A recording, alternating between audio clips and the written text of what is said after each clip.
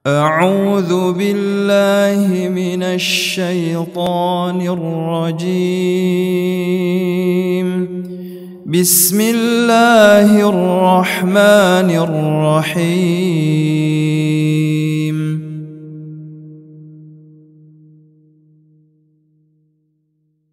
بسم الله الرحمن الرحيم. إن الحمد لله نحمده ونستعينه ونستغفره ونعوذ بالله من شرور أنفسنا ومن سيئات أعمالنا. من يهد الله فلا مضل له ومن يضلل فلا هادي له، وأشهد أن لا إله إلا الله وحده لا شريك له، وأشهد أن نبينا محمدا عبده ورسوله. اللهم صل وسلم وبارك على نبينا محمد وعلى آله وأصحابه ومن اهتدى بهديه واستنى بسنته إلى يوم الدين. أما بعد. Alhamdulillah, jamaah salat maghrib yang dirahmati oleh Allah Subhanahu wa Ta'ala, pada kesempatan malam hari ini insyaallah kita rehat sejenak, tidak sebagaimana jadwal kita biasanya untuk membahas fikih nikah atau membahas sirah nabawiyah. Setelah 2 pekan kemarin kita mensterilkan diri atas arahan dari Bapak Gubernur Kaltim untuk mensterilkan diri di Sabtu Ahad 2 minggu sebelumnya, namun kemudian Sabtu Ahad selanjutnya belum ada keterangan. Sabtu Ahad ini juga belum ada keterangan dan nampaknya orang-orang beraktivitas sebagaimana biasanya, maka kita mulai kembali aktivitas untuk talabul ilmi ini, untuk menuntut ilmu di jalan Allah Subhanahu wa Ta'ala sebagaimana biasa. Akan tetapi tetap perhatikan kesehatan, perhatikan protokol kesehatan yang tetap diperintahkan oleh pemerintah, agar kita tetap menjaga jarak, kemudian menggunakan masker apabila berbicara dalam keadaan yang dekat, gitu kan. Kemudian belum bersalam-salaman terlebih dahulu. Nah, ini upaya kita secara physical distancing. Adapun upaya secara ruhaninya, yaitu dengan menguatkan iman, karena salah satu dari kekuatan fisik yang Allah Subhanahu wa Ta'ala anugerahkan itu berawal dari iman kepada Allah Subhanahu wa Ta'ala. Hal ini yang disampaikan oleh Al-Imam Adz-Dzahabi rahimahullah dalam muqaddimah kitab Tibbun Nabawi beliau.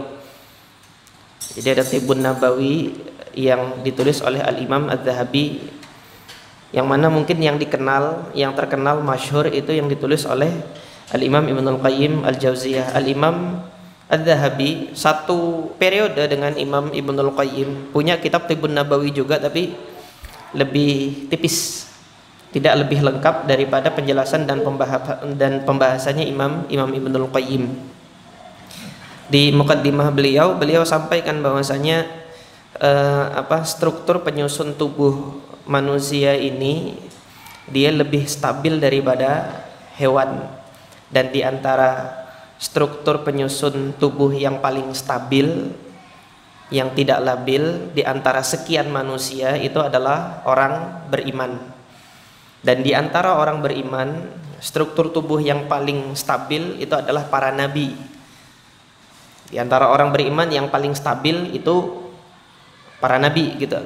Struktur penyusun tubuhnya itu. Dan di antara para nabi yang paling stabil adalah Nabi Muhammad sallallahu alaihi wasallam. Hal ini tidak lain karena awalnya itu dari keimanan kepada Allah Subhanahu wa Ta'ala. Berawal dari keimanan kepada Allah Subhanahu wa Ta'ala. Di sini nanti kita memperlakukan tubuh kita ini dengan adil, tidak menzolimi tubuh kita. Ini sudah sering saya sampaikan dalam berbagai majelis, tidak hanya di sini. Kita tadabburi kalam Allah Subhanahu wa Ta'ala ketika Allah memperingatkan Bani Israel, wa dhallalna 'alaikumul ghamama wa anzalna 'alaikumul manna wassalwa kulu min thayyibat, makan dari makanan yang baik-baik. Ma razaqnakum, dari apa yang telah kami rizkikan kepada kalian. Wa ma zalamuna walakin kanu anfusahum yadhlimun. Mereka tidak menzalimi kami sedikit pun, akan tetapi merekalah yang menzalimi diri mereka sendiri. Apa hubungannya makan yang thayyib dengan menzalimi diri sendiri? Ya, kalau seseorang memperlakukan tubuhnya ini, memasukkan ke dalam tubuh bukan makanan yang thayyib, maka dia telah menzalimi dirinya sendiri. Satu contoh kecil kan, antum lebih sayang motor daripada badan antum sendiri gitu. Tiap pagi dipanasin motor sampai berapa menit gitu kan. Kalau enggak gitu nanti olinya ndak apalah gitu. Tapi badan antum dipanasinnya berapa hari sekali? Habis makan ditumpuk kalori, habis itu tidur gitu kan. Ya enggak dipanasi badan antum. Ya kalau orang dulu cari keringat, orang yang sudah biasa keluar keringat tiap harinya itu kalau nggak keringetan sakit badannya gitu. Nah ini tentang kita berawal dari iman ini, bagaimana memperlakukan tubuh ini yang perlu diperingatkan, karena sebagian dari penderita COVID waliyadzubillah yang terserang pandemi ini, yang tertular pandemi, yang susah sembuhnya apalagi sampai mengantarkan kepada kematian, ini faktor resiko terbesarnya kalau dia memang punya faktor komorbid, pemberat. Nah faktor pemberat itu yang ngasih siapa ya? Karena dirinya sendiri, pola makannya seperti itu. Rekan istri saya konsultasi gitu kan, dok saya kok pusing gitu loh. Habis itu dipotoin sama istri saya, ini loh minumannya ibu ini, itu gula darahnya naik jadi pusing. Iya, teori mengalahkan nafsu. Nafsu mengalahkan teori balik. Tahu teorinya nggak boleh, tapi nafsunya kalah. Ini pesan untuk kita menjaga kesehatan seperti ini, jangan zalimi diri sendiri. Ini ada air putih, aduh ada mereknya lagi ya. Perbanyak minum air putih kalau memang aktivitas antum itu duduk, dan kemudian yang hangat perbanyak itu. Kemudian kalau kebanyakan aktivitas duduk artinya geraknya sedikit, ya gerak-gerak sedikit lah, gerak-gerak sedikit cari keringat. Nah malam hari ini sesuai dengan broadcast yang diumumkan sore tadi, bahwasanya kita rehat sejenak untuk membahas puasa Rajab yang benar apa? Kalau lidahnya orang Arab Rajab gitu kan. Kita ingin membahas ini. Kita masih di bulan Rajab. Ketika kita di bulan Rajab ini, awal bulan Rajab kemarin saya dapat broadcast. Tolong disebarkan. Barang siapa yang puasa 3 hari di awal bulan Rajab, maka sama pahalanya itu dengan ibadah berapa puluh tahun gitu. Yang melaksanakannya itu 3 hari berturut-turut sama seperti ibadah 200 tahun. Mantap sekali ini. Barang siapa yang yang ikut menyebarkan ini gitu kan, nyebarin aja, nggak ikut puasa gitu, sama seperti ibadah 80 tahun. Ini subhanallah, jadi main-mainan aja agama ini seperti ini. Habis itu baru dapat ya gitu, ya sudah disebarin, saya juga pengen dapat pahala 80 tahun begitu, nyebarin waliyadzubillah. Ini yang namanya apa? Kalau disandarkan kepada Nabi, ini hadis palsu. Sayangnya broadcastnya itu enggak, ya alhamdulillah enggak disandarkan kepada Nabi. Dia enggak mengatakan Nabi mengatakan demikian, tapi langsung ngomong pahalanya begini dan begini. Lah terus kalau dia ngomong pahalanya begini dan begini, yang punya hak memberi pahala siapa? Gitu kan? Artinya secara tidak langsung ini menyandarkan kepada sahibus syariah. Secara tidak langsung menyandarkan kepada yang memiliki syariat. Siapa yang memiliki syariat? Ya Allah dan Rasulnya yang memiliki kewenangan terhadap syariat tersebut. Nah ini hal-hal yang demikian inilah yang saya pandang perlu kita luruskan.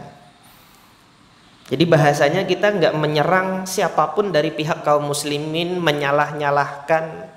Tapi kalau ada yang salah ya harus diluruskan gitu loh. Ini jangan disalahartikan upaya kita seperti ini menyalah-nyalahkan, enggak. Kalau salah ya katakan salah. Lurusnya yang benarnya gimana gitu. Di sini kita bahas, kita ilmui. Ini tadi barusan dapat faidah dari Ustadz Zaidan hafizahullah. Beliau mendapatkan faidah dari kitab Jami' Bayanil Ilmi wa Fadlihi tentang ketika keburukan itu sudah mendominasi, sudah menguasai gitu. Salah satunya adalah ketika ilmu agama ini sudah tidak dipelajari lagi gitu loh. Nah, sekarang kita ingin mengilmui ilmu agama ini ya, agar antum bisa menilai yang kayak gini-gini ini bukan hadis gitu loh. Maka antum mesti ingat, mungkin di majelis-majelis lain antum sudah mendengar hadis ini, yaitu hadis yang diriwayatkan oleh Al-Imam Al-Bukhari rahimahullah di dalam sahihnya tentang amal soleh yang dicintai oleh Allah subhanahu wa ta'ala. Ini hadis qudsi, ketika Allah subhanahu wa ta'ala mengatakan dalam hadis qudsi ini, man adali waliyan faqad adantuhu bil harbi. Barang siapa yang melawan waliku, hambaku yang aku cintai itu, maka dia telah mengumumkan perang terhadap diriku, kata Allah. Siapa sih walinya itu? Maka Allah subhanahu wa ta'ala sebutkan mereka itu adalah hambaku yang mendekati dirinya kepadaku, mendekatkan dirinya kepadaku. Dengan cara apa? Satu, Allah subhanahu wa ta'ala sebutkan, wa ma taqarraba ilayya abdi. Tidaklah hambaku itu mendekatkan diri kepadaku. Ini walinya Allah ini. Hambaku yang mendekatkan diri kepadaku dengan apa? Bisyai'in ahabbu ilayya mimma aftaradtuhu alaih. Jadi hambaku yang jadi wali yang menjadi waliku itu adalah mereka yang mendekatkan diri kepadaku, dan yang cara mendekatkan dirinya kepadaku itu yang paling aku cintai adalah ma iftaradtuhu alaih, yang aku wajibkan kepadanya. Setelah itu baru Allah sebutkan, wala yazalu abdi yataqarrabu ilayya bin nawafil. Dan hambaku itu masih terus mendekatkan diri kepadaku dengan ibadah-ibadah nawafil, ibadah-ibadah tambahan. Ibadah-ibadah tambahan. Hatta ahbabtuhu, sampai saya mencintai dia. Hatta uhibbahu, afwan. Sampai saya mencintai hamba itu. Fa idza ahbabtuhu, kalau saya sudah mencintainya, kuntu sam'ahu alladhi yasma'u biha. Kalau saya sudah mencintainya, maka saya menjadi pendengaran yang mana dia mendengarnya. Ini kinayah Allah azza wajalla, bahwasanya Allah menjaga pendengarannya, nanti Allah menjaga pandangannya gitu. Allah menjaga tindakan tangannya itu ketika Allah sudah mencintai hamba itu, terjaga dia dari perkara-perkara yang Allah subhanahu wa ta'ala tidak senangi. Nah, dari hadis ini ilmu apa yang kita ambil, pelajaran apa yang kita ambil gitu kan. Gak ada sejarahnya ibadah sunnah ini melebihi ibadah wajib keutamaannya. Antum lihat tadi di broadcast yang disebar-sebarin itu, sama seperti ibadah 200 tahun, kok kalah puasa Ramadan gitu loh.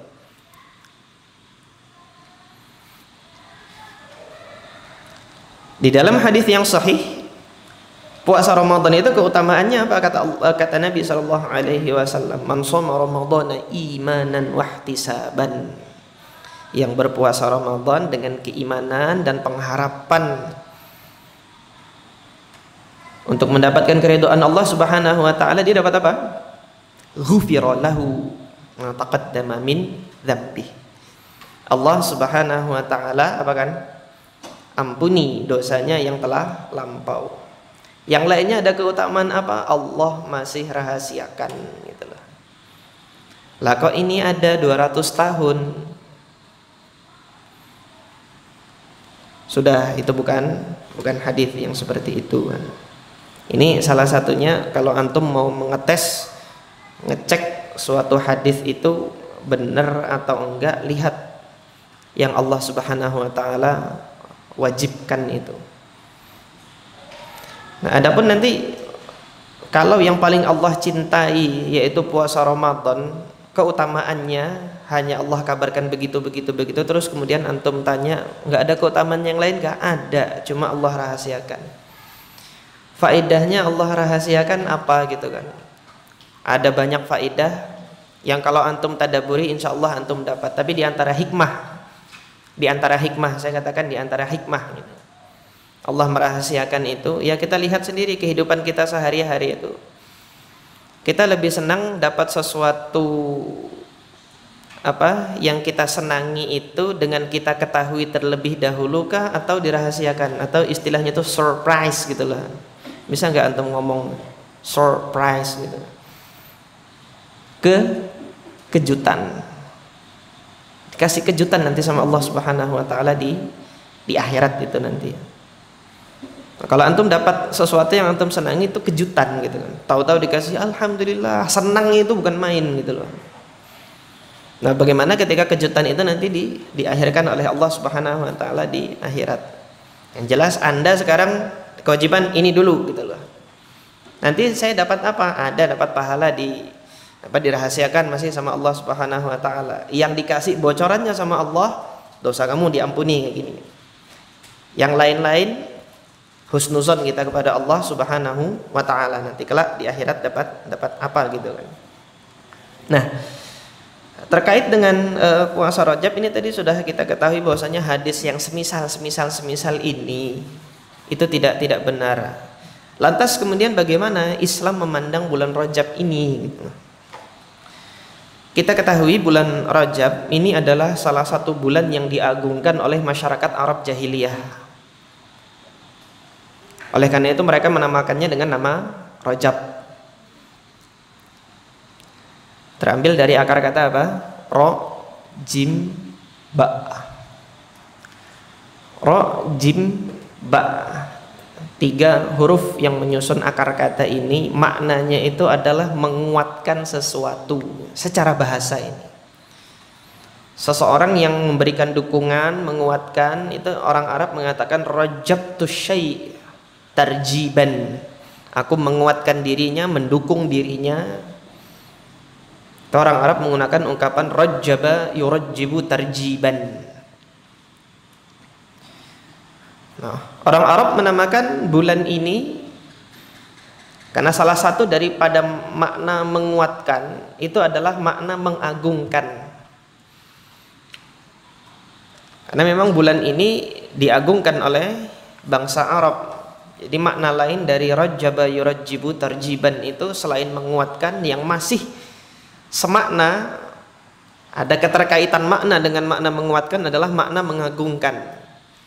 Dinamakan demikian karena orang Arab mengagungkan sekali bulan ini gitu loh. Dan ini adalah salah satu dari bulan haram. Masyarakat Arab sebelum Islam datang sudah mengagungkan 4 bulan yang mereka sebut dengan bulan haram. Haram melakukan kemaksiatan, peperangan di situ haram dilakukan di situ. Jadi orang Arab pada 4 bulan ini nggak mau berperang. Islam datang membenarkan hal itu gitu loh. Yang Allah Subhanahu wa taala tegaskan di dalam Al-Qur'an surah At-Taubah. Ayat berapa? Ayat 36. Ini insyaallah bisa antum rujuk. Catat aja dulu yang bawa catatan gitu kan. Di ayat 36 Allah tegaskan inna iddatasy-syuhuri 'indallahi 12 syahra. Jumlah bilangan bulan dalam 1 tahun itu ada 12 kata Allah dalam Al-Qur'an.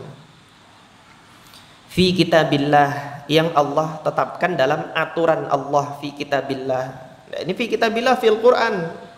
Allah akui itu 12 bulan itu dalam Al-Qur'an. Yauma khalaqas samawati wal ard, yang mana sudah Allah tetapkan itu semenjak hari Allah menciptakan langit dan bumi. Minha, dari 12 itu arba'atun hurum kata Allah.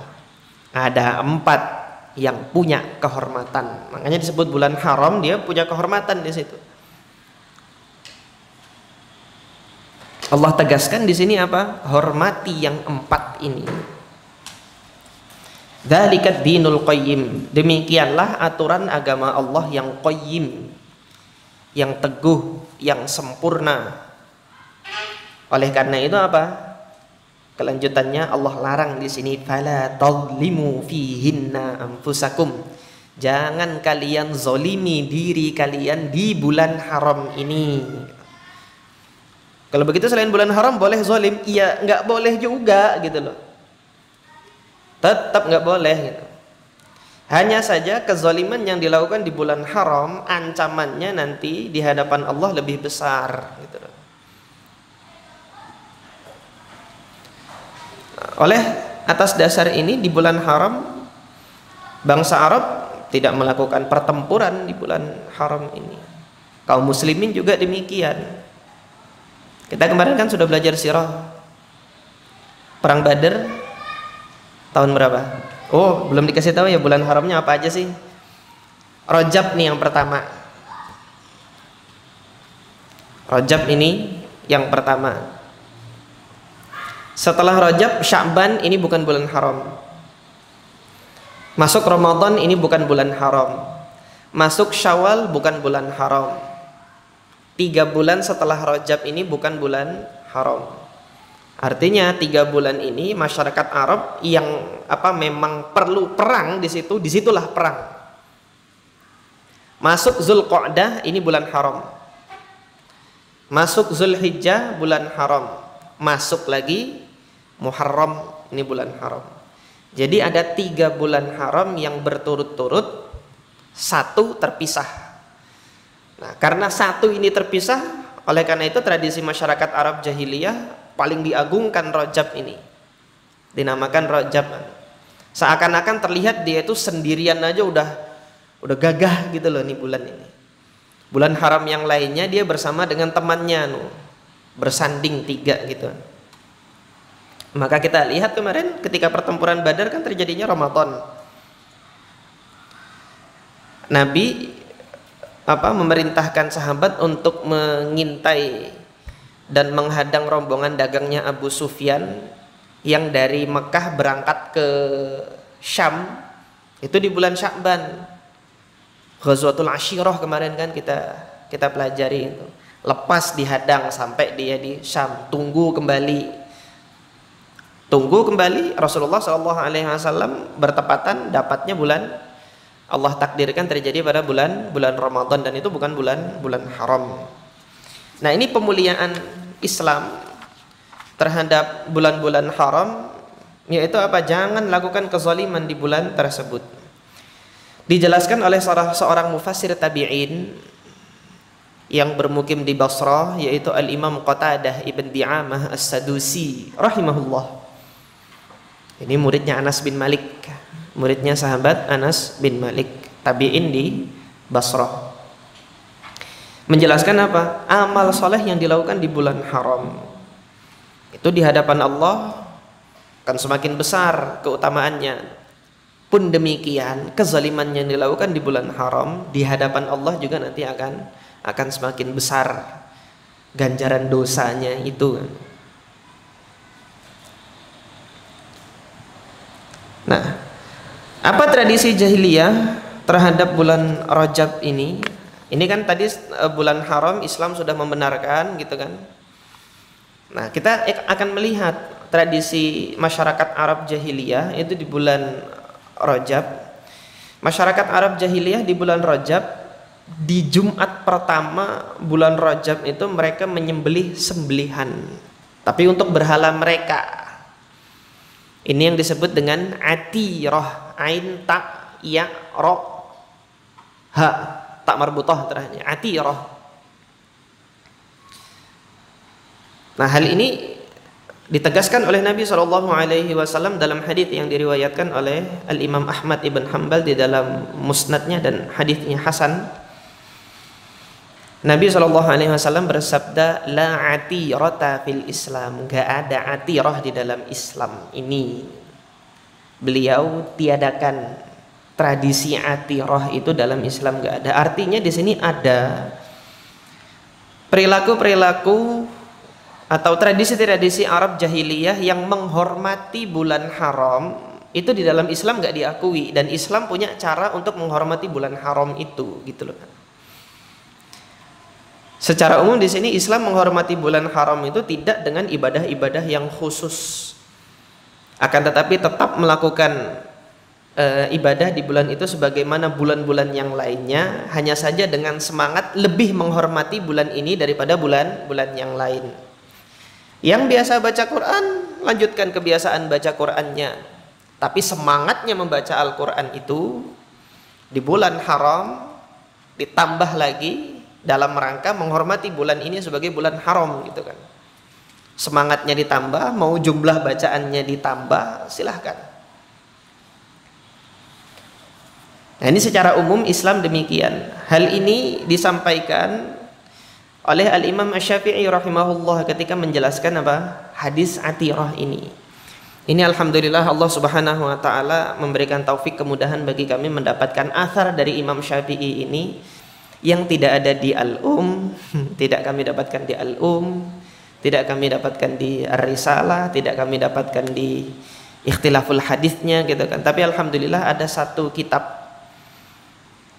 dan ketika kami lihat muqaddimahnya, yutba'u li awwali marrah, ini dicetak pertama kali, gitu lah.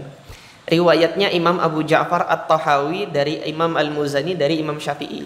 Al-Imam Abu Ja'far At-Tahawi madhabnya Hanafi, mengambil riwayat dari pamannya Al-Muzani, muridnya Imam Syafi'i, madhabnya Syafi'i, gitu loh. Ponaan sama paman berguru beda madhab. Alhamdulillah nggak berantem. Ilmunya jadi manfaat kita mendapatinya ini. Kata Imam Abu Ja'far apa? Sami'tul Muzani yaqul. Jadi meskipun beliau ini sebagai seorang Hanafi, beliau meriwayatkan fikihnya Syafi'i di sini. Aku mendengar pamanku Al-Muzani itu, Al-Imam Al-Muzani mengatakan qala Syafi'i rahimahullah. Imam Syafi'i mengatakan wal atiratu hiya ar-rajibiyah. Atirah itu adalah rojapan. Rojapan itu apa ya, tradisi di bulan Rajab, yaitu apa? Wa hiya dhabihatun kana ahlul jahiliyati yatabarraruna biha fi Rajab, yaitu sembelihan yang mana ahlul jahiliyah itu tabarrara yatabarraru bir memandangnya sebagai suatu kebajikan yang ia laksanakan di bulan Rajab. Qala an-nabiy sallallahu alaihi wasallam, Nabi mengatakan la atirah, tidak ada atirah. Ala makna, yang mana maknanya ucapan Nabi ini apa? La atirata lazimatun, tidak ada kelaziman untuk atirah, untuk menyembelih sembelihan di bulan Rajab ini.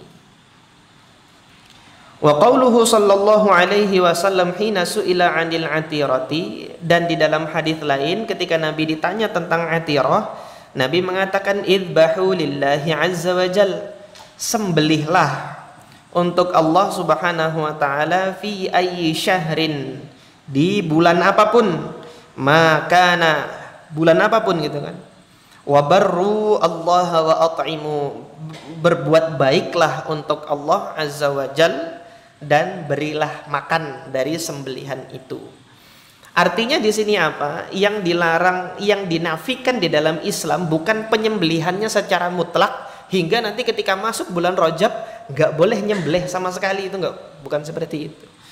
Tapi melazimkan harus nyembelih di bulan ini, itu yang dinafikan oleh syariat Islam. Kalau mau nyembelih, sembelih aja, gitu loh. Kalau mau beribadah kepada Allah, akikah, gitu kan. Lahir anaknya di bulan Rajab, mau akikah, nyembelih, ini sembelih aja, gitu loh. Nah, dari penjelasannya Imam Asy-Syafi'i ini jadi kaidah umum kita dalam memperlakukan bulan haram ini, termasuk dalam tradisi puasa, gitu kan.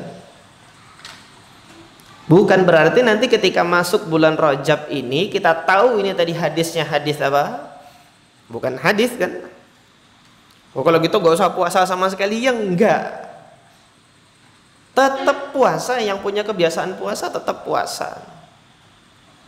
Yang enggak biasa puasa, masuk bulan haram mau menghormati bulan haram ini dengan puasa, monggo puasa. Ini fatwanya siapa? fatwanya Al-Imam Sa'id ibn Jubair rahimahullah. Dalam beberapa hari yang lalu di awal-awal bulan Rajab saya sudah share ini melalui flyer. Tapi kalau teman-teman belum ada yang melihat fatwa beliau, ini saya sampaikan bahwasanya fatwanya Imam Sa'id ibn Jubair ini, atau kenalan dulu siapa Imam Sa'id bin Jubair ini. Imam Sa'id bin Jubair seorang tabi'in. Awalnya beliau di Kufah dikejar sama gubernur zalim Hajjaj bin Yusuf itu. Akhirnya mencari suaka di Mekah. Ketika masuk Mekah, penguasa Bani Umayyah kan nggak bisa masuk Mekah karena di Mekah khalifahnya Abdullah bin Zubair pada saat itu. Nah, ini ulama ini Sa'id bin Jubair pakai jim, hampir mirip-mirip, awas ketuker. Masuk ke Mekah, alhamdulillah diterima di situ kan, karena beliau ulama itu dari Kufah ke Mekah. Di Mekah ketemu sama sahabat yang mulia Abdullah ibn Abbas radhiyallahu anhuma. Ini sudah biografinya juga pernah saya sampaikan sebelum-sebelumnya gitu kan. Habrul ummah, ulamanya umat ini, dan bahar dan lautannya, yaitu lautan ilmu. Padahal bersama dengan Nabi nggak sampai 3 tahun, tapi ilmunya bisa gini gimana. Di majelis-majelis sebelumnya sudah saya sampaikan beliau melakukan satu tindakan yang merupakan khidmah murid terhadap guru. Abdullah bin Abbas radhiyallahu anhu sepele nyiapkan air wudunya Nabi gitu, tanpa diminta sama Nabi. Tahu-tahu Nabi masuk hammam mau wudu, loh kok sudah ada air. Tanya sama istri beliau Maimunah bibinya Abdullah bin Abbas. Baru dinikahi Nabi setelah Fathu Makkah tahun 8 Hijriyah. Setelah nikah tahun 8 Hijriyah, setelah Fathu Makkah kan hijrah ke Madinah. Di Madinah Abdullah bin Abbas juga ikut hijrah bersama keluarganya. Ya, nginap di rumah bapaknya, yang nginap juga di rumah bibinya. Ketika nginap di rumah bibinya sediain air, nggak diminta sama Nabi. Nabi tanya sama Maimunah, sama istrinya, siapa yang nyiapin ini? Abdullah. Keluar ucapannya Nabi ya, Allahumma faqihhu fiddin, jadikanlah dia faqih. Jadikanlah orang ini faqih. Akhirnya seumur hidup pemahaman beliau terhadap Al-Quran dan hadis Nabi SAW sangat mendalam. Nah, ini antum jaga adabnya dengan guru-guru antum.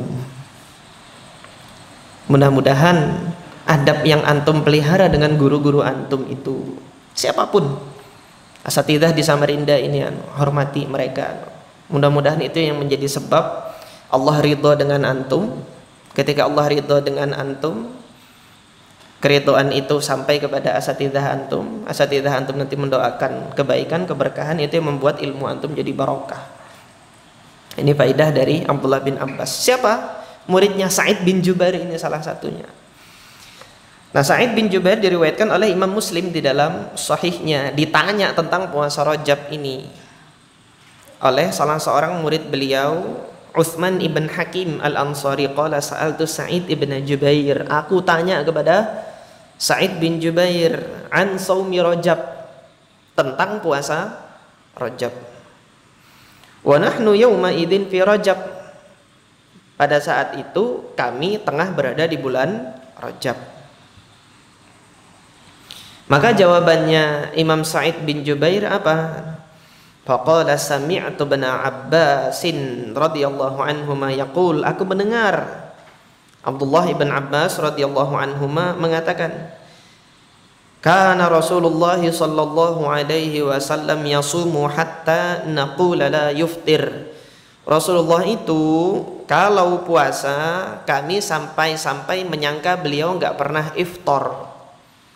Wa yuftiru, dan jika Nabi iftar kami menyangka seakan-akan Rasulullah itu enggak pernah puasa. Enggak pernah puasa sunnah maksudnya. Kalau yang puasa Ramadan kan udah pasti gitu. Ini untuk puasa sunnahnya Nabi. Artinya untuk puasa sunnahnya Nabi, kalau Nabi itu sudah puasa banyak puasanya gitu dan hari-harinya bebas. Kalau Nabi sudah tidak puasa, kami sangka Nabi ini seringnya nggak puasa gitu loh. Nah, dari jawabannya Imam Sa'id bin Jubair ini terhadap pertanyaan yang diajukan oleh Utsman ibn Hakim rahimahullah tadi, apa yang dimaksudkan oleh Imam Sa'id bin Jubair ini? Hal ini dijelaskan oleh Al-Imam An-Nawawi di dalam syarah beliau terhadap Sahih Muslim yang namanya Al-Minhaj, syarah Sahih Muslim Ibnil Hajjaj. Ini salah satu kitab yang barokah. Kenapa? Ada banyak syarahnya Sahih Muslim, tapi alhamdulillah yang banyak dikaji oleh para pelajar ya punyanya Imam Nawawi. Ada banyak hadis-hadis targhib wa tarhib, kitab yang mengumpulkan hadis-hadis targhib wa tarhib gitu. Motivasi untuk beramal soleh, tapi yang dipelajari orang secara umum Riyadhus Shalihin. Ini yang Wahabi dan yang non Wahabi, kitabnya ya Riyadhus Shalihin. Itu ilmu kalau Allah Subhanahu wa taala jadikan barokah, kaum muslimin manapun mempelajarinya. Nah, antum kepengennya ilmu yang kayak gitu enggak? Ya, saya kepengennya ilmu seperti itu gitu kan. Kepengennya ilmu seperti itu kan. Ilmu yang Allah amanatkan ini, saya inginnya, cita-citanya yang mendapatkan manfaat ini bukan hanya segolongan orang saja, bukan segolongan yayasan saja, segolongan ormas saja gitu. Selama dia muslim, dia punya hak untuk mempelajari ilmu ini. Nanti perkara dia berada di yayasan ini, berada di organisasi itu, kalau memang dia ada di ormas ini dan ormasnya itu tidak diridhoi oleh Allah, ya saya doakan gitu saja gitu loh. Mudah-mudahan Allah menyelamatkannya gitu. Kalau memang Allah nggak ridhoi gitu kan. Tapi kalau perbedaan ormas atau perbedaan yayasan ini masih dalam koridor khilafiyah ijtihadiyah, bukan menjadi satu patokan saya boleh ngajar ini, nggak boleh ngajar sana gitu kan. Enggak, Allah amanahkan ilmu ini untuk saya ajarkan kepada siapapun. Abdullah bin Abbas punya murid, mau habis nih, namanya Nafi' ibn al-Azraq. Nafi' ibn al-Azraq ini pemimpinnya sekte Khawarij yang paling tua, namanya sekte Azraqiyah. Dari Nafi' bin Azraq ini antum belajar tafsirannya Abdullah bin Abbas bahwasanya lamastumun nisa itu menjima istri, hingga antum pahami ayat itu nggak membatalkan wudhu kalau bersentuh gini aja gitu, tapi yang membatalkan wudhu adalah kalau jima sama istri. Itu jalur periwayatannya lewat orang Khawarij itu. Kalau antum dapat jalur lain yang bukan dari Nafi' bin Azraq, saya minta faidahnya dari antum. Ini saya sampaikan, ini jalurnya dari orang Khawarij tuh. Dicatat dan diriwayatkan oleh Al-Imam At-Tabrani, dan kemudian sebagian naskah ada yang mempublikasikannya secara tersendiri, dikenal dengan Su'alat atau Masailun Nafi' ibn al-Azraq, kumpulan pertanyaan-pertanyaannya Nafi' bin Azraq. Punya murid orang Khawarij gitu, Abdullah bin Abbas. Nah, ini penjelasan Imam Nawawi, mudah-mudahan cukup waktunya. Nanti insya Allah disambung setelah Isya bagi antum yang ada pertanyaan. Penjelasan Imam Nawawi rahimahullah yang nampak dari jawabannya Imam Sa'id bin Jubair ini adalah kebebasan. Maksudnya kebebasan apa? Annahu la nahya anhu, enggak ada larangan untuk puasa di bulan Rajab, wala nadba fihi, dan tidak ada pula anjuran li'ainihi secara khusus. Jadi nggak ada anjuran secara khusus puasa di bulan Rajab, dan nggak ada pula larangan. Yang mau puasa puasa, yang tidak puasa ya nggak apa-apa gitu loh. Ballahu hukmu baqi syuhur. Bahkan di sini hendaknya kita memperlakukan bulan Rajab ini hukumnya sama dengan hukum bulan-bulan yang lain, tentang masalah apa? Kebolehan berpuasa sunnah di situ. Sebagaimana tadi Nabi puasa sunnahnya bebas. Walam yathbut fi shaumi Rajab nahyun wala nadbun li'ainihi. belum ada hadis yang sahih yang menyatakan pelarangan puasa bulan Rajab ataupun anjurannya untuk puasa di bulan Rajab secara khusus. Baik yang melarang maupun yang menganjurkan secara khusus, dua-duanya nggak ada hadis yang sahih gitu. Kalau dua-duanya nggak ada hadis yang sahih, nggak boleh pula seseorang nanti melarang orang puasa di bulan Rajab, enggak. Walakinna aslas shaumi mandub, akan tetapi asal hukum puasa itu sunnah, dianjurkan dimanapun, di bulan apapun gitu loh maksudnya. Hanya saja di sini wa fi sunani Abi Daud anna Rasulullah sallallahu alaihi wasallam nadaba ila shaumi minal ashhuril hurum. Hanya saja ada satu hadis di dalam Sunan Abu Daud bahwasanya Rasulullah menganjurkan untuk berpuasa di bulan haram. Wa Rajab ahaduha, dan Rajab adalah satu dari bulan itu. Akan tetapi hadis ini sanadnya dhaif. Ulama Syafi'iyah menghasankan itu loh, sanadnya dhaif karena ada perawi yang majhul. Insyaallah kita sambung setelah salat Isya nanti tentang hadis riwayat Imam Abu Daud ini. Tapi di sini sekali lagi kan kebiasaan kita, bagi antum yang ada keperluan setelah Isya ya silahkan gitu untuk melaksanakan hajatnya. Bagi yang nggak ada hajat masih mau menetap di sini untuk kita melanjutkan sebentar, dan kalau nanti ada pertanyaan kami persilahkan. Subhanakallahumma rabbana wa bihamdika asyhadu an la ilaha illa anta astaghfiruka wa atubu ilaik. Bismillahirrahmanirrahim. Alhamdulillah wassalatu wassalamu ala Rasulillah wa ala alihi wa ashabihi wa mawalah, amma ba'd. Alhamdulillah, kita lanjutkan sedikit, dan ini kesyukuran gak ada pertanyaannya. Alhamdulillah. Kita lanjutkan tadi sebagaimana yang disinggung sebelum Isya tadi. Ada hadis yang disampaikan oleh Al-Imam An-Nawawi rahimahullah dalam penjelasan beliau terhadap istidlal atau fatwanya Imam Sa'id ibn Jubair rahimahullah, bahwasanya ada hadis yang menganjurkan secara menganjurkan untuk berpuasa di bulan haram secara umum. Di bulan-bulan haram secara umum, tidak hanya di Rajab saja, artinya nanti di Zulqa'dah juga, di Zulhijjah juga gitu kan, dan di Muharram juga. Nah, namun hadis ini tadi sebagaimana saya singgung, di dalam sanadnya terdapat kedhaifan atau kelemahan.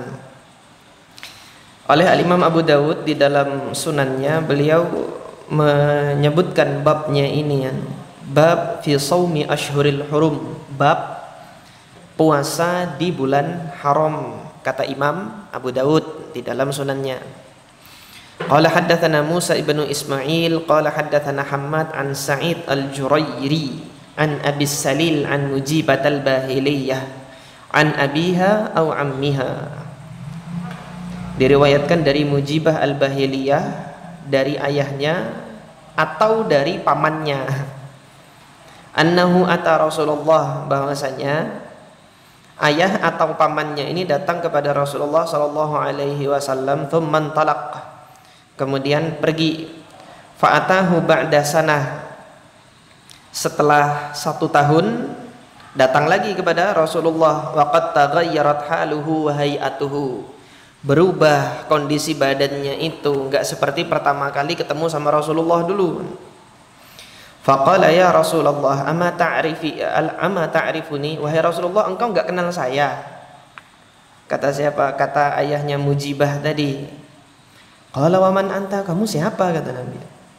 Qala ana al-Bahiliyu alladhi ji'tuka 'amal awal, saya yang dari qabilah Bahili yang kemarin datang kepada engkau tahun lalu. Qala fama ghayyaraka, apa yang merubah badan kamu ini kok bisa berubah ini sampai aku enggak kenal nih.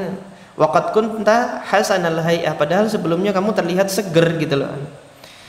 Apa jawabannya? Ma akaltu ta'aman mundu faraqtuka illa bilailin, semenjak saya berpisah dengan engkau saya enggak pernah makan kecuali malam hari. Siang berarti puasa terus gitu kan. Faqala Rasulullah sallallahu alaihi wasallam lima adzabta nafsak, kenapa kamu azab diri kamu sendiri gitu.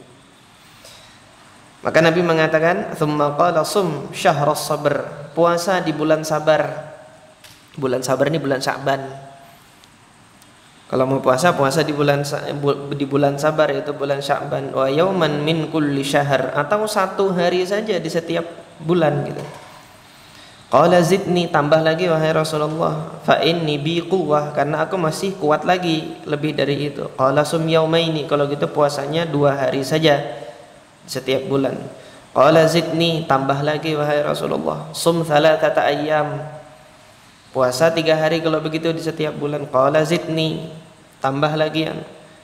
Maka Nabi mengatakan, sum minal hurumi watruk, ya sudah, puasa saja nanti di bulan-bulan haram gitu.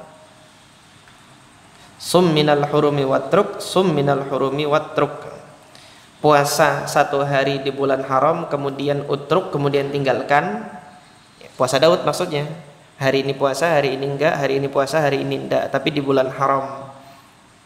Wa qala bi asabihi ats-tsalatsah fa dhammaha thumma arsalaha. Kemudian Rasulullah menunjukkan dengan tangannya 3 gini, bi asabihi ats-tsalatsah wa dhammaha, terus kemudian disatukan seperti ini, thumma arsalaha, kemudian dibuka. Yang disatukan seperti ini itu tadi bulan haram yang 3 tadi kan berturut-turut itu. Ketika dilepas yaitu bulan haram yang terlepas, yaitu Rajab. Nah, hadis ini tadi diriwayatkan dari Mujibah Al-Bahiliyah. Mujibah Al-Bahiliyah ini yang enggak diketahui siapa dia. Al-Imam Az-Zahabi rahimahullah dalam kitab beliau Mizanul I'tidal. Jadi Imam Zahabi ini kan dikenalnya Syiar Al-Nubala aja ya. Banyak kitab lain beliau ini, Khatimatul Huffaz. Ini idolanya Al-Hafidz Ibnu Hajar. Al-Hafidz Ibnu Hajar itu waktu minum air Zam-Zam doanya apa? Ya Allah, anugerahkanlah keilmuan hadis kepadaku sebagaimana martabat keilmuan hadisnya Zahabi ini. Dapat kayak gitu Al-Hafidz Ibnu Hajar. Al-Hafidz Ibnu Hajar sampai begini, Imam Suyuti juga mengidolakan Al-Hafidz Ibnu Hajar. Minum air Zam-Zam doanya apa? Ya Allah, anugerahkanlah martabat keilmuan hadis sebagaimana martabat keilmuan hadisnya Al-Hafidz Ibnu Hajar. Jadi kayak Imam Suyuti sekarang. Nah, Imam Zahabi seperti itu. Ada banyak karya beliau di bidang hadis nantian. Namun yang Allah banyak jadikan faidah, barokah di situ adalah Syiar A'lam Nubalanya tentang biografi para orang-orang soleh. Mulai semenjak di masa Nabi, biografinya Nabi dulu, sirah Nabi dulu di Syiar A'lam Nubala itu.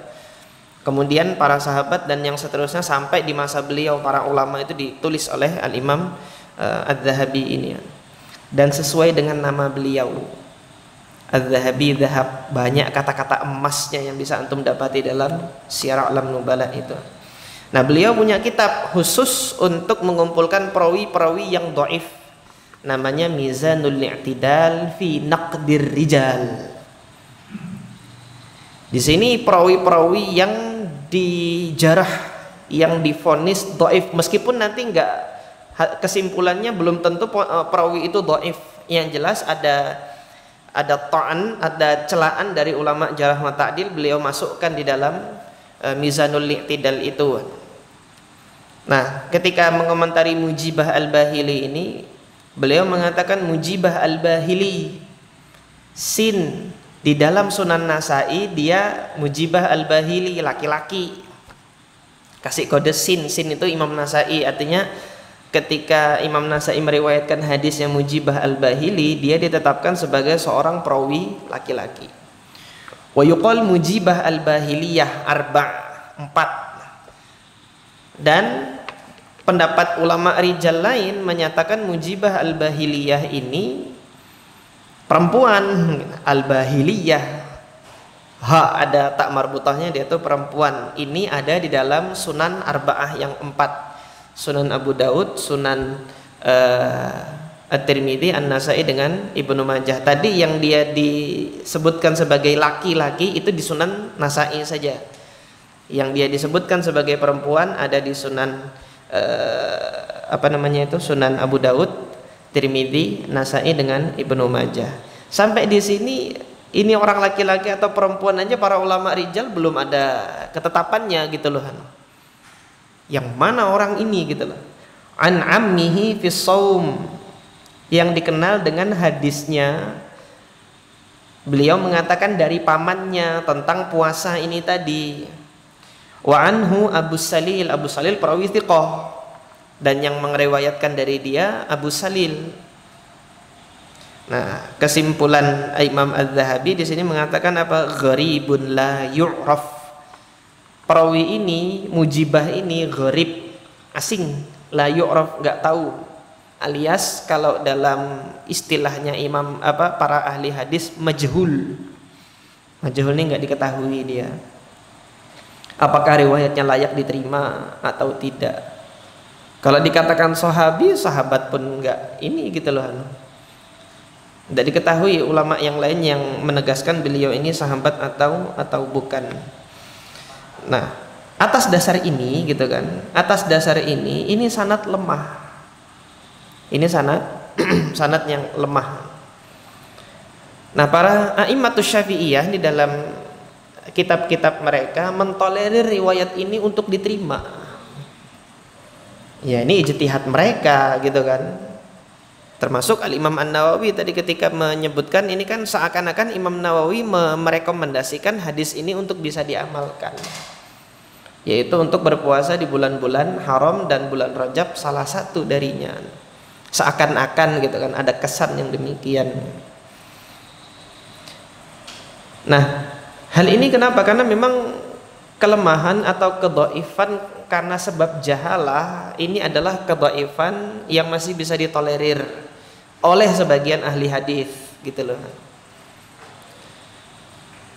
Lebih lagi Al-Imam An-Nawawi beliau mengambil mazhab, mengambil pendapat hadis dhaif untuk perkara-perkara fadhail a'mal boleh diamalkan. Ini yang dipegang oleh Imam Nawawi. Nah, isi hadisnya ini tadi itu kan tentang anjuran puasa sunnah. Ada ataupun tidak ada hadis ini, dhaif ataupun tidak dhaif hadis ini, puasa sunnah di bulan Rajab tetap boleh gitu loh. Dhaif ataupun tidak hadis ini, puasa sunnah di bulan Rajab tetap boleh. Kenapa boleh? Itu hadis yang sudah kita baca tadi, diriwayatkan Imam Muslim tadi, yang disampaikan oleh Imam Sa'id bin Jubair tadi. Nggak ada larangan di situ. Andai kata pun ini hadis benar gitu kan, berarti ada keutamaan tersendiri gitu loh. Andai kata pun hadis ini benar, hingga seorang yang dia puasa di bulan Rajab nggak berdosa. Tapi yang dosa apa? Ini yang berdusta atas nama Nabi itu yang berdosa tadi loh. Tahu-tahu 200 hari pahala. Qatalahumullah. Semoga Allah memerangi mereka gitu loh. Yang bermudah-mudahan mengatasnamakan Nabi SAW, padahal Nabi nggak demikian. Jadi Al-Imam Ibnu Salah rahimahullah, salah seorang a'immah Syafi'iyah, rektor kalau sekarang kan universitas itu kan rektor. Ada perguruan tinggi ahli hadis di Damaskus namanya Darul Hadits Al-Ashrafiyah.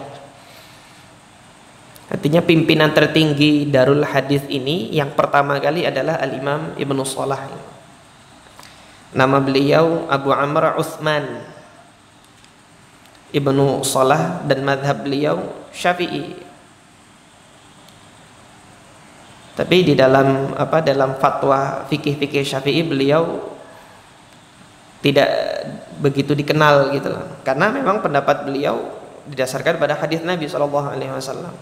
Nah, dalam bidang kajian hadis beliau umdah. Umdah itu apa? Rujukan utamanya. Semua buku-buku ulumul hadis, kitab-kitab mustalahul hadis, kajian-kajian tentang ilmu hadis, itu nanti mengerucutnya itu kepada kitabnya Ibnu Salah, Muqaddimah fi Ulumil Hadis, atau dikenal dengan Muqaddimah Ibnu Salah atau Ulumul Hadis Ibnu Salah. Beliau ini reformisnya ilmu hadis yang melakukan reformasi total terhadap penyusunan dan penetapan kerangka-kerangka keilmuan hadis dalam bidang akademisi ilmu hadis itu. bidang keilmuan Islam, bukan hadisnya orientalis, enggak. Orientalis dia punya anu sendiri, punya cara pandang sendiri, punya hermeneutika dia di situ. Tapi kalau kaidah-kaidah keilmuan ahli hadis, beliau ini yang pertama kali merumuskannya gitu loh. Bukan berarti sebelumnya belum ada kitab mustalahul hadis, nggak ada. Sebelumnya kitab-kitab mustalahul hadis sudah ada, seperti Ma'rifatul Ulumil Hadisnya Imam Hakim, ini sebelum Ibnu Shalah. Dan Ibnu Shalah nanti paling banyak melakukan telaah terhadap kitab-kitabnya Al-Khatib Al-Baghdadi. Nah, kitab-kitabnya Al-Khatib Al-Baghdadi inilah nanti dikerucutkan kembali oleh Al-Imam Ibnu Shalah ini, baru beliau tuangkan dalam kitab beliau ini Ulumul Hadits Ibnu Shalah. Dan beliau punya fatwa di sini gitu loh. Mazhab beliau Syafi'i, akidahnya apa? Salafi. Ini saya tunjukkan ke antum ulama Syafi'iyah yang salafi beliau. Di dalam fatwanya beliau pernah ditanya tentang bagaimana mengimani nusus-nusus sifat, hadis-hadis sifat Allah itu. Imani sebagaimana hadis tersebut datang kepada Anda gitu kan. Jangan ditakwil, jangan di ini. Itu dalam fatwa beliau sudah. Nah, permasalahan puasa Rajab beliau juga ditanya. Mas'alatu shaumi Rajab kullihi hal 'ala shaimihi itsmun. Orang yang puasa Rajab penuh gitu kan, sebulan penuh di bulan Rajab ini, dapat dosa enggak gitu kan? Dia berdosa enggak? Maka dijawab oleh Al-Imam Ibnu Shalah, ajab radhiyallahu anhu, la itsma alaihi, enggak ada ism, enggak ada dosa bagi dia. Fi dzalika, enggak ada dosa bagi dia dalam puasanya itu. Wala yu'athimuhu bidzalika ahadun min ulama'il ummah, dan tidak ada satupun ulama umat ini yang menyatakan berdosa. Yu'athimuhu bidzalika ahadun, enggak ada yang memvonisnya berdosa gara-gara puasa Rajab sebulan penuh ini yang ditanya. Fima na'lamuhu, sebagaimana yang saya ketahui. Lihat adab beliau ketika jawab, sepanjang yang saya ketahui. Bala qala ba'du hufadzil hadis lam yathbut fi fadli shaumi Rajab hadis. Memang benar di sini. Sebagian ahli hadis, ba'du hufadzil hadis mengatakan apa? Lam yathbut fi fadli shaumi Rajab. Enggak ada hadis yang sahih yang menyatakan keutamaan puasa bulan Rajab, enggak ada. Yaitu apa? Fadlun khas fi fadlin khas, keutamaan yang khusus. Wa hadza la yujibu zuhdan, ketiadaan hadis yang sahih yang menyatakan keutamaan puasa bulan Rajab ini tidak menjadikan, la yujibu zuhdan fi shaumihi, tidak menjadikan bahwasanya nanti puasa di bulan ini tercela, enggak gitu. Fi ma warada minan nusus fi fadli shaum mutlaqah, karena ada banyak nas hadis yang menunjukkan keutamaan puasa secara mutlak. Fi fadli shaumi mutlaqah. Wal haditsul warid fi kitabis sunan, dan ada satu hadis yang warid gitu. Fi kitabis sunan li Abi Daud, di dalam Sunan Abi Daud. Wa ghairihi, dan yang selainnya. Fi shaumil ashhuril hurum, dan yaitu untuk perkara puasa di bulan haram. Itu tadi hadis mujibah tadi yang kita baca gitu kan. Dan ini beliau ulama Syafi'iyah, kan kesannya beliau menghasankan hadis ini gitu kan. Kafin fit targhib, ini udah cukup gitu loh kata beliau. Hadis yang seperti ini, perintah puasa secara mutlak, tadi hadis Abdullah bin Abbas yang disampaikan oleh Imam Sa'id bin Jubair tadi, kalau Rasulullah puasa seakan-akan nggak pernah iftar, kalau beliau iftar nggak pernah puasa, ini udah cukup menunjukkan bahwasanya puasa di bulan Rajab ini boleh nggak dan tidak tercela. Terus ada hadis lagi ini yang kita sebutin sanadnya dhaif tadi, hadis mujibah tadi. Nah, di sini kesannya Al-Hafidz Ibnu Shalah, Al-Imam Ibnu Shalah menghasankan ini karena dalam perkara targhib, dalam perkara motivasi amal soleh, Dia motivasi amal soleh saja, cuma jangan diyakini secara pasti ini Nabi yang menetapkannya. Fi saumihi wa ammal haditsu fi tas'iri jahannam li suwamihi fa ghairu sahih. Adapun nanti ada hadis yang mengatakan tas'ir, sa'ara yus'iru tas'ir, yang menepiskan siksaan jahanam itu dari orang yang berpuasa di bulan Rajab ini. Pokoknya keutamaan-keutamaan yang lain. Kalau tadi kan yang udah pasti nggak benar itu sesuai dengan sama seperti puasa 200 hari. Nanti ada lagi hadis yang lain dijamin dia dari siksa jahanam dan lain sebagainya. Fa ghairu sahih, yang ini nggak sahih. Wala tahillu riwayatuhu, nggak halal riwayatnya. Ini jawaban beliau Al-Imam Abu Amr Uthman ibnu Salah rahimahullah di dalam fatwa beliau. Dan ini fatwa beliau juga dikumpulkan sama seperti Syekhul Islam Ibn Taimiyah punya Majmu' Fatawa. Majmu' Fatawa Syekhul Islam Ibn Taimiyah. Nah, Ibn Taimiyah belum lahir waktu di masanya Imam Ibnu Salah ini.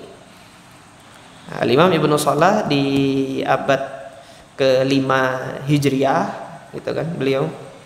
Nah, Syekhul Islam Ibn Taimiyah di abad ke-7 Hijriah. Ini belum lahir. Dan landasan dari fatwanya Al-Imam Ibnu Salah adalah metodologi madhab Syafi'i, karena beliau seorang Syafi'i. Sementara Syekhul Islam Ibn Taimiyah dalam fatwanya basisnya itu adalah madhab Hambali. Nah, di sini nanti antum bisa bandingkan fatwa-fatwa dari para ulama nanti ya. Tidak mengambil sumber itu hanya dari satu sumber saja dalam permasalahan fatwa ini. Yang jelas intinya permasalahan puasa Rajab ini tidak dilarang dan tidak dianjurkan secara khusus. Yang mau berpuasa silahkan, yang tidak berpuasa juga tidak mengapa gitu kan. Di bulan Rajab ini yang perlu diluruskan di sini adalah keyakinan bahwasanya ada keutamaan khusus untuk puasa di bulan Rajab, dan mungkin nanti di bulan-bulan lainnya juga begitu masuk bulan langsung seakan ada keistimewaan tersendiri pada bulan itu. Ini tidak demikian. Kita menyikapinya ini dengan ilmu. Mudah-mudahan Allah Subhanahu wa taala menjadikan manfaat apa yang kita pelajari malam hari ini, dan Allah jadikan ilmu yang kita pelajari ini menjadi barakah. Subhanakallahumma rabbana wa bihamdika asyhadu an la ilaha illa anta astaghfiruka wa atubu ilaik. Assalamualaikum warahmatullahi wabarakatuh.